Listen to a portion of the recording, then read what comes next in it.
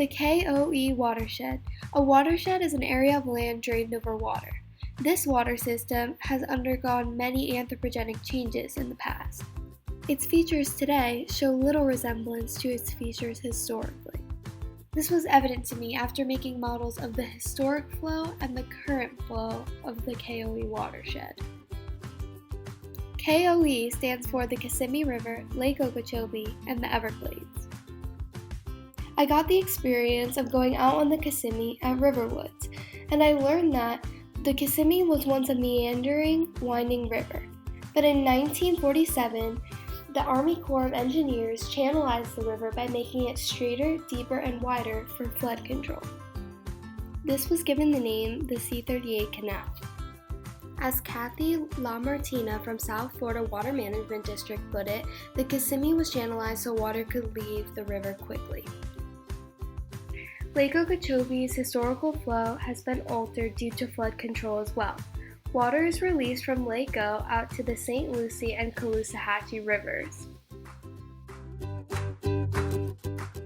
We had the privilege of going to Grassy Waters Nature Preserve. There, we got a taste of the Everglades, historically known as the River of Grass. Today, most of the former Everglades has been taken over by development. What is left of the Everglades has been compartmentalized into an Everglades agricultural area and water conservation areas. Along with the reconstruction of the past, humans continue to negatively affect the KOE watershed every day. Kathy LaMartina taught us that Lake Okeechobee's water levels are largely driven by climate change. Population growth causes the need for more development. For areas around the KOE watershed, this means flood control. An example of flood control would be increased discharges of Lake Okeechobee out to sea. These water releases cause fresh water to go into an estuary, which causes a change in salinity. This change negatively affects seagrass and oyster beds.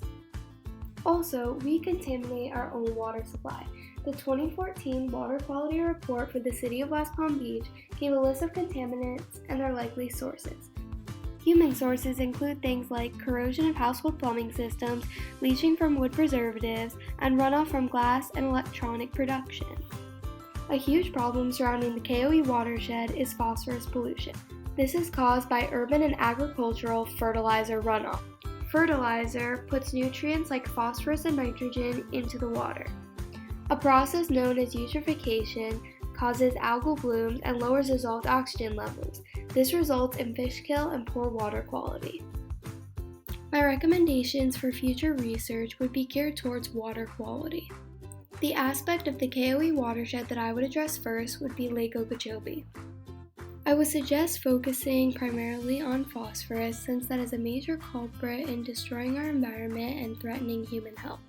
I would begin by researching to find the primary source of this pollution. It's easy to place blame on large-scale agriculture, but research needs to be conducted to see if urban fertilizer use plays just as big of a role. Also, the increase in phosphorus pollution may not be due to runoff or phosphorus input. Canfield and Hoyer of the Department of Fisheries and Aquaculture at the University of Florida wrote an article on the eutrophication of Lake Okeechobee. The article states that increases in total phosphorus concentrations were not correlated to external phosphorus inputs, but to changes in lake water levels. Research needs to be done to see if the problems we should be concerned with are things like the flooding of marshes and exposed lake bottoms, rather than external phosphorus inputs from runoff.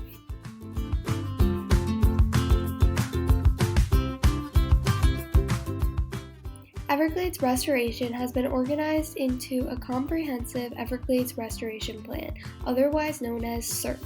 A SERP report summary states that the South Florida Water Management District and the Army Corps of Engineers executed a design agreement on May 12, 2000 for $712 million for planning, engineering, and design studies of SERP. The state of Florida has purchased 207,000 acres in South Florida, which is over 51% of the total land needed. In addition to the approximately $200 million per year already provided by the state of Florida for SERP, the state has recently committed over $1.5 billion in additional state funds to accelerate construction. Earth Smarts describes the qualities we need to justify, maintain, or improve our well-being in a changing world. Brian Nichols showed us that people have in mind different qualities that are necessary to become successful. Earth Smarts is a concept that describes these qualities. Organizations from different fields and industries must come together for the overall solution. I believe we need the arts to think big and think creatively. Engineering to construct and build solutions. Nature to provide us natural resources. People to communicate, inspire, and collaborate. An example of an organization that brings people together would be One Florida Foundation. Whether it's reaching out to kids to do cleanups or political officials, Captain Don Boss truly has the power to connect and network with people.